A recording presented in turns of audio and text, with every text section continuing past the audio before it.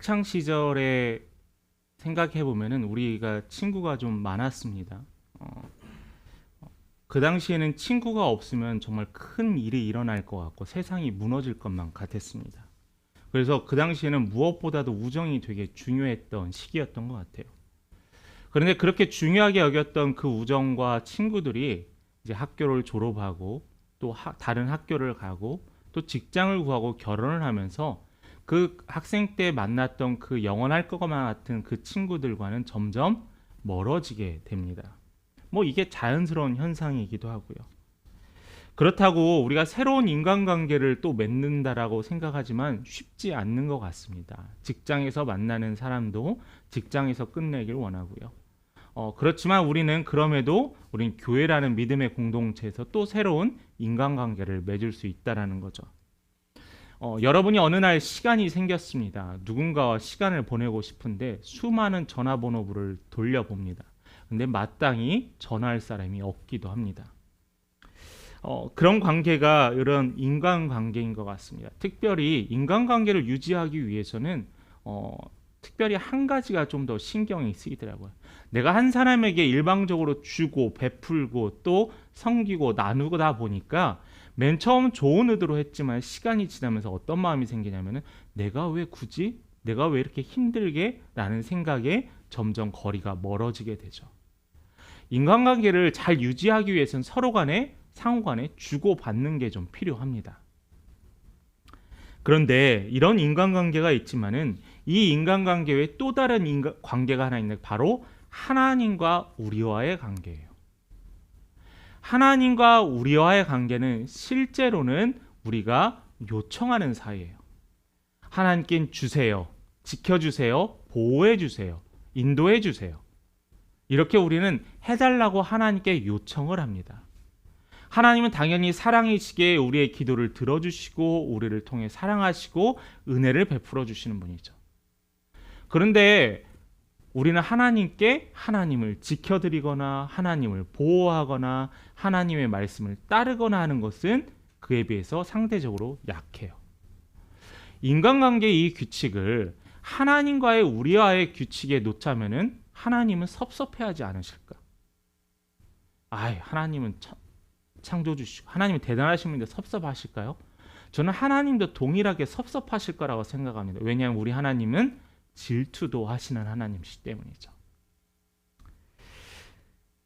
인간관계의 개념에 적용해 보면 하나님 섭섭해하실 수도 있습니다. 하나님께서 우리에게 바라는 게 없을까요? 아니요. 하나님도 우리에게 바라는 게 있어요. 이미 말씀하셨어요. 신앙생활이라는 것 자체는 나의 요구가 들어지고 나의 요구를 말하는 것이 신앙생활이 아니에요. 이것은 신앙생활의 한 면입니다. 어떻게 보면 열인면이라고 할 수 있고요. 그런데 하나님께서는 이 신앙생활을 뭐라고 하시냐면 하나님의 요구에 우리가 맞추어져 가는 것. 기도에 관해서 말씀할 때도 했지만은 하나님이 원하시는 것에 우리의 기도가 맞춰져 가는 것이 올바른 기도라라고 이야기를 했어요. 자, 그렇다면은 우리가 이 신앙생활을 하면서 하나님의 요구에 어떻게 해야 될까? 어떻게 반응해야 될까? 이것이 우리에게 중요한 과제입니다. 하나님께서는 작은 것 하나, 땅에 풀포기 하나, 하나님은 다 계획이 있으시고 뜻이 있으십니다. 세상 사람들은 이것을 우연이라고 이야기해요. 우연히 좋은 일이 생겼다. 내가 우연히 이런 일이 생겨서 어떠한 돈을 얻었다. 이것을 세상 사람들은 우연이라 하지만 기독교인들은 믿는 자들은 우연이란 말을 사용해서 안 돼요. 왜냐하면 그 우연은 하나님이 없이 가능하기 때문에. 하나님이 존재하고 하나님이 있다라고 생각하는 우리에게는 그 우연처럼 보이는 그 일이 하나님의 특별한 계획과 의도가 있다라는 거죠. 오늘 본문에 환상이 등장합니다. 환상. 이 환상을 그냥 단순히 신기한 일, 남들은 경험하지 못한 일, 혹시 나는 이런 걸 경험했어 하면서 자랑할 일이라고 생각하면은 환상의 중요한 의미가 아닙니다. 한 목사님의 푸념하는 칼럼을 본 적이 있습니다.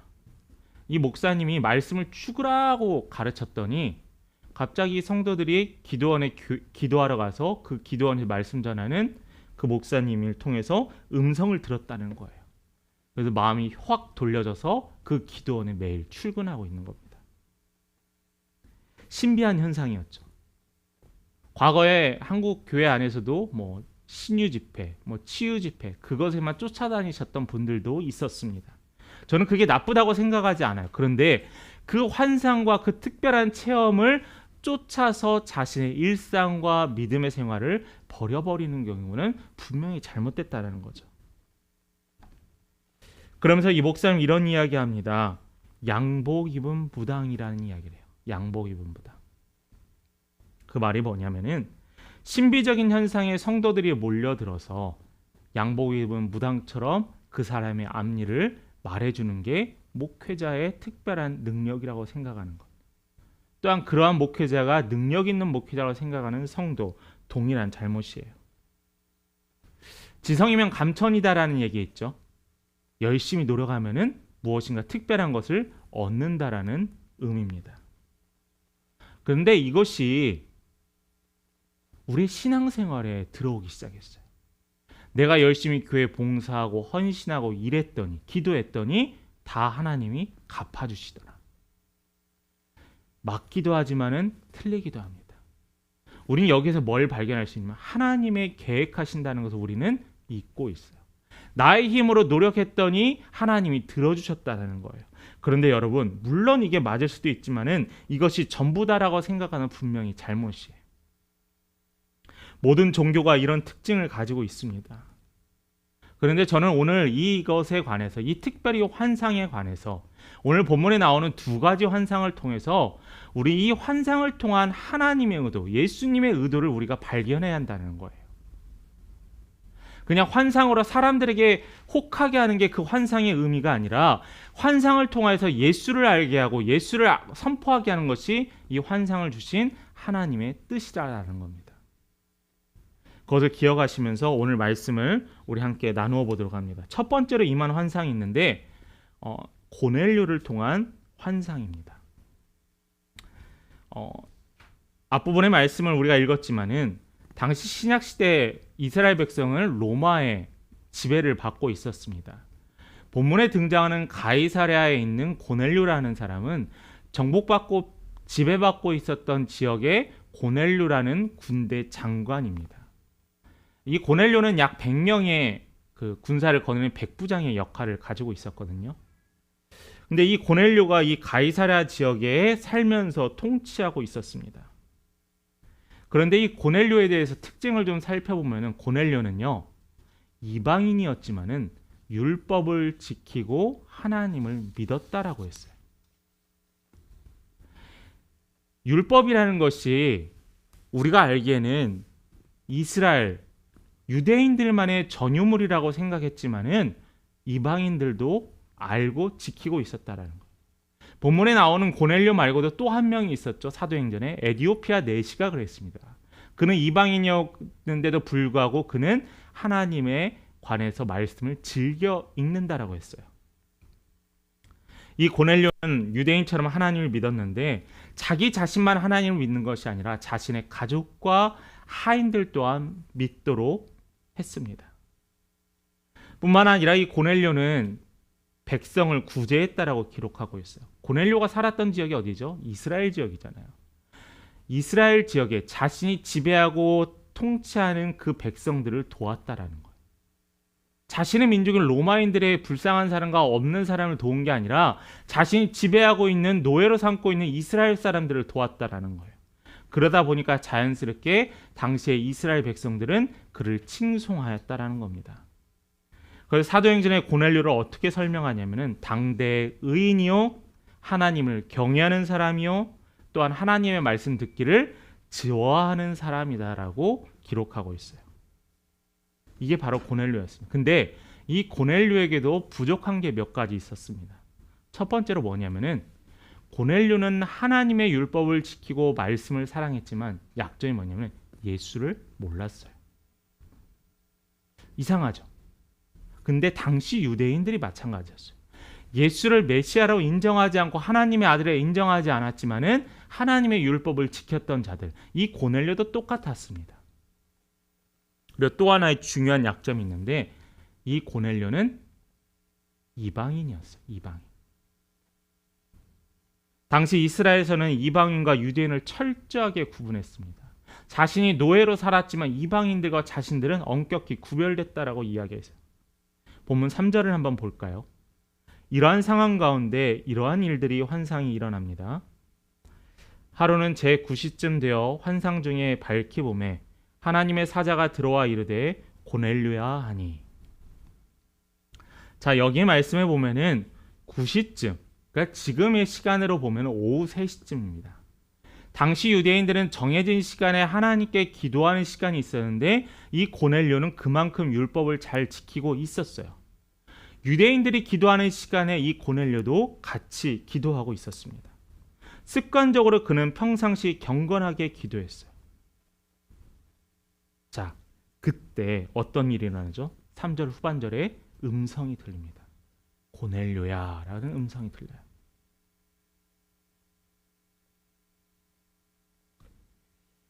고넬료야라는 신기한 음성을 듣게 됩니다. 그가 이 환상을 경험하게 된 이유가 뭘까요? 저는 이 이유를 여러분 살펴볼 때 이 환상을 대하는 우리의 자세가 확인할 수 있어요. 뭐냐면은 그가 기도를 열심히 하고 구제를 열심히 해서 그에게 환상이 임했다? 아니에요. 물론 그럴 수도 있습니다. 간절히 사모해서 그럴 수 있어요. 그런데 고넬료에게 하나님께서 임했다라는 거예요. 과거에 사울이 다메섹 도상에 예수를 믿는 그리스도인들을 잡으러 갈 때 사울은 예수에 대해서 몰랐습니다. 그런데 하늘의 음성이 들려와 빛이 비추어서 그가 눈이 멀어 하나님을 예수를 바라보게 되었어요. 여러분, 이게 무엇을 뜻하는 걸까요? 이것은 하나님이 하셨다라는 거예요. 하나님. 기도가 중요하지 않다라는 것 아니에요. 이 사건의 중요한 의미는 하나님께서 이방인이었던 이 고넬료를 구원을 주실 것을 약속하셨다라는 겁니다. 고넬료의 선한 일도 아니고요. 고넬료가 어떠한 특별한 행동을 해서가 아니라 하나님께서는 예수님께서는 당신을 고넬료에게 드러내셨다라는 겁니다. 당시 유대인들은 어떤 착각에 빠져는 이방인들에게는 하나님의 음성, 예수의 음성이 하나님의 음성이 들리지 않을 거다라는 생각을 했어요. 왜냐하면은 자신들만 하나님의 유일한 택함을 받은 거룩한 그리스도인이라고 생각했기 때문이에요. 여러분, 이게 바로 하나님을 만나고 예수의 구원이 있는 자들은 배경도 필요 없고요. 출신도 필요 없고요. 재산도 필요 없습니다. 오로지 하나님의 부름에 응답하는 자가 이 환상과 구원을 체험할 수 있다는 거예요. 천사가 그를 향하여 고넬료야라고 부르자 순간 고넬료는 두려움에 빠지게 됐습니다. 4절 말씀을 함께 같이 읽어봅니다. 읽겠습니다. 고넬료가 주목하여 보고 두려워 이르되 주여가 천사가 이르되 내 기도와 구제가 하나님 앞에 상달되어 기억하신 바가 되었으니. 자, 고넬료가 두려웠어요. 천사에게 이야기할 수 있습니다. 천사가 왜? 내 기도와 구제가 하나님 앞에 상달되어 기억하신 바가 되었다. 자, 방금도 얘기했지만은 기도와 구제가 하나님 앞에 상달은 됐습니다. 그런데 하나님은 그를 늘 보고 계셨다라는 거예요. 하나님이 그를 기억지 않고 그를 생각지 않았는데 하나님께서 그에게 나타나셔서 내가 너를 구원하겠다 하신 게 아니에요. 하나님 늘 그를 기억하시고 알고 계셨지만 그의 모습을 보고 그는 하나님께서는 그를 다시 부르셨다라는 거죠. 이 차이점이 아주 중요한 거예요. 그러면서 그에게 예수를 소개합니다. 그 소개할 베드로에게 가라라고 명하십니다. 고넬료는 그 명령에 순종합니다. 천사가 떠나가자 고넬료는 자신의 하인을 향해서 베드로에게 미리 가서 인사하고 준비하라는 명령을 해요. 근데 말씀을 보면 어떤 자를 뽑았냐면요. 하인 가운데 경건한 자를 뽑았다. 경건한 자. 그냥 일반 하인, 명령을 잘 전하는 하인이 아니라 특별히 경건한 자. 왜요? 그의 가족이 하나님을 알고 섬겼는데 그 가운데 예수를 소개시켜 진리를 소개시킬 사람을 바로 그 거룩하고 경건한 하인을 보냈다라는 겁니다. 그래서 그 경건한 하인을 베드로가 있는 욥바로 보내게 돼요. 자, 이 두 번째 환상이 이제 또 등장합니다. 바로 베드로를 통한 환상이에요. 여러분은 하나님 여러분을 통해서 일하십니까? 믿으시죠? 그런데 여러분, 하나님은 나만을 통해서 일하실까? 아닙니다. 하나님 우리의 환경을 통해서도 일하세요. 하나님 우리 주변의 사람을 통해서도 일하세요. 우리 교회가 세워질 수 있도록 저도 기도하고 저희 아내도 기도했지만은 저와 멀리 떨어져 있고 일면 안식도 없는 사람도 위해서 기도합니다. 저희 교회를 위해서 중보하는 분들은 저도 모르는 분도 계세요. 말씀을 유튜브를 통해서 듣고 또 같이 기도에 동참하는 분도 있습니다. 하나님의 일은 그렇다라는 거예요. 하나님이 저와 우리 성도님들을 통해서만 우리 함께 걷는 교회를 통해 일하시는 게 아니라 우리가 모르는 그 누군가의 기도를 통해서도 일하신다는 거예요. 그만큼 하나님의 일은 복합적으로 일어납니다. 바로 그 예가 본문에 나와 있는 고넬료와 베드로의 이야기예요. 하나님께서 고넬료를 통해서 환상을 보여주시고 예수를 증거하기 위해서 베드로에게 보냅니다. 동시에 어떤 일이 나냐면은 베드로에게 특별한 환상이 임하게 되었어요. 베드로는 고넬료가 누구인지 몰랐어요. 베드로는 고넬료가 뭐 하는 사람인지 몰랐습니다. 베드로도 기도합니다. 베드로가 성경의 본문에 봤더니 제6시 낮 12시에 그가 거하는 무두장이 집에 지붕에 올라가서 기도했다라고 했어요. 근데 유대인의 율법에 따르면은 이 12시는 기도하는 시간이 아닙니다. 그럼에도 불구하고 베드로는 기도하기를 힘썼다라는 거죠. 베드로의 영적인 습관을 우리가 알 수 있겠죠. 베드로는 늘 기도하는 사람이었어요. 근데 그 지붕에서 기도하던 베드로가 놀라운 환상을 경험하게 됩니다. 11절과 12절을 한번 말씀을 보시기 바라요. 하늘이 열리며 한 그릇이 내려오는 것을 보니 큰 보자기 같고 내 귀를 메어 땅에 들이웠더라. 그 안에는 땅에 있는 각종 네 발 가진 짐승과 기는 것과 공중에 나는 것들이 있더라. 여러분, 낮 12시래요. 기억해 보세요. 여러분 직장에서 점심시간 되면 그냥 배가 특별히 고프지 않아도 점심을 먹으러 가시죠? 근데 시장한 시간이 됐을 때 음식이 내 앞에 있으면 어떤 생각이 들어요? 배고프다는 생각이 들고 침도 흘리게 됩니다. 침도 꿀꺽 삼키게 되고요. 그런데 이 시간에 하늘에서 뭐가 내려요? 음식이 내려와요. 그 음식이 베드로에게 쥐어졌습니다. 그 가운데 한 음성이 들립니다. 13절 말씀 함께 같이 봉독하겠습니다. 함께 읽습니다. 또 소리가 있으되 베드로야 일어나 잡아 먹으라 하거늘. 자, 하늘에 그냥 단순하게 음식이 내려왔을까요? 여러분, 율법에 의하면요, 하늘에서 내려온 이 음식은 거룩하지 않은 음식이에요. 기는 것과 네 발을 가진 짐승과 공중에 나는 것들, 거룩하지 않은 것들입니다. 그런데 이 거룩하지 않은 것들을 하늘의 음성에서 먹으라라고 하는 거예요.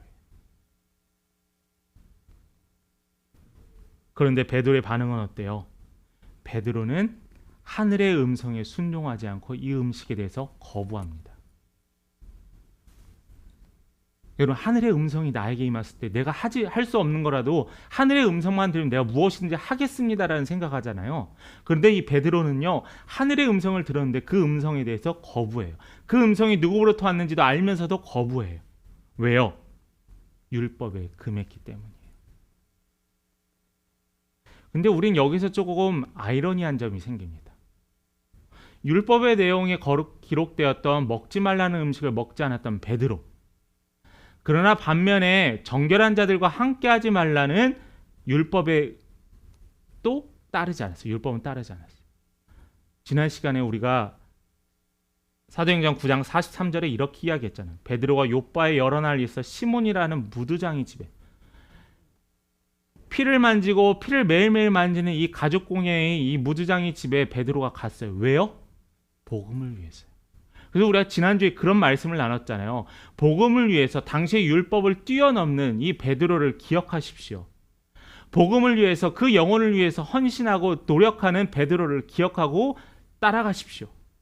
라고 얘기했잖아요. 그런데 그랬던 베드로가 오늘은 하늘에 내려온 그 음식을 거부합니다. 그가 분명히 잘한 것이 있습니다. 그런데 베드로는 아직 한계가 있어요. 한계가. 그건 바로 뭐냐면 유대인의 한계를 완벽하게 벗어나지 못했다는 거예요. 무두장의 출신은 뭐죠? 유대인이에요. 유대인이었기 때문에 그에게 복음을 전했어요. 그의 직업이 뭐고 그가 정결하지 않을지라도 그에게 복음을 전하고 그의 집에 거했습니다. 그런데 아직 베드로는 음식에 대해서는 뛰어넘지 못했다라는 거예요. 저는 이 말의 의미가 음식이지만은 사실은 이방인이었던 고넬료를 향해서 복음을 전하라는 그 명령에 과연 베드로가 순종할 수 있을까? 라는 하나의 시험이었다는 거죠. 그 율법에 벗어난 음식도 먹지 못하는데 과연 이방인에게 복음을 전할 수 있을까? 아직 베드로는 마음에 준비가 안 돼 있었던 것을 알았기 때문에 하늘의 음성과 환상은 바로 그것을 보여주었다는 겁니다. 바로 그게 베드로에게는 장벽이 있었어요. 장벽. 여러분들도 장벽 있죠? 넘지 못하는 장벽들, 내가 말하지 못하는 약점들이 있어요. 뭐 건강에 어려움이 있는 약점도 있고요. 가정의 어려움과 관계의 어려움, 아니면 물질과 환경의 어려움이 있는 약점을 가지고 살아가는 사람들도 있습니다. 뿐만 아니라 우리 하나님이 요구하신 높은 그리스도인의 눈높이에 맞춘 사랑과 용서의 장벽을 뛰어넘지 못하는 경우도 분명히 있어요.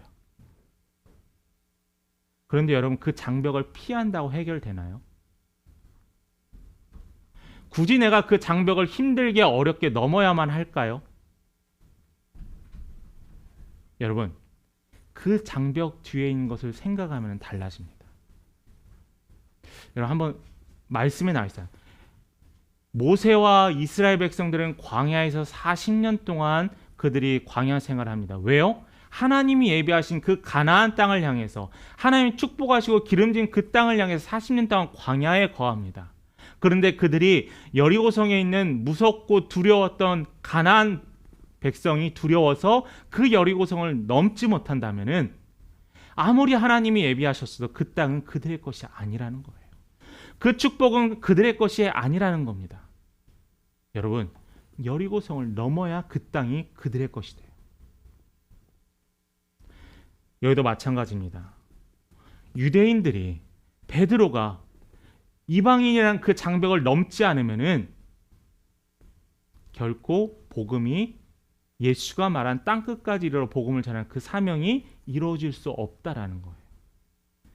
그것도 하물며 베드로가 그러한 고민을 한다면 더 심각해질 수밖에 없습니다. 베드로도 이러한 마음을 가졌는데 이 땅에 그 담을 무너뜨리기 위해 오신 분이 있어요. 바로 예수 그리스도예요. 예수로 인하여 막힌 담이 모두 다 무너지게 되었습니다. 막힌 담을 무너뜨린 예수를 우리가 믿기에 우리는 믿기 때문에 우리는 그 장벽을 넘어설 수 있어요. 15절 말씀을 한번 볼까요? 15절 말씀 같이 읽어봅니다. 시작. 또 두 번째 소리가 있을 때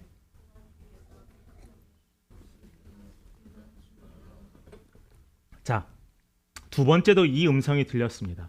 하나님께서 깨끗하다 하셔서 너에게 내린 것을 왜 너가 깨끗하지 않습니다라고 하는 거예요.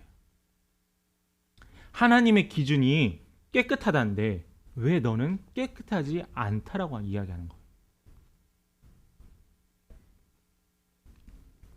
여러분, 유대인들 하나님 보시기에, 예수님 보시기에 이방인들도 똑같은 하나님의 백성이었는데 왜 그 담을, 왜 네 기준으로, 너의 기준으로 그가 정결하지 않다느냐라는 거예요.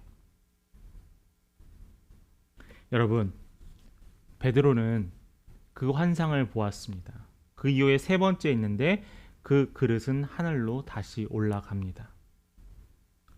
베드로는 속으로 고민해요. 이게 무슨 뜻일까? 무슨 뜻일까?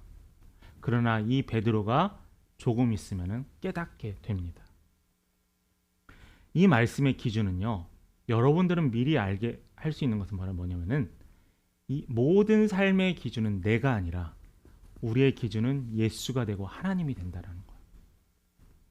예수가 기준이 되고 하나님이 기준이 되는 것. 이게 바로 세 번째 말씀입니다. 오늘 두 가지 환상을 보면서 하나님께서는 베드로에게 왜 이렇게 일을 하셨는가 생각해야 합니다.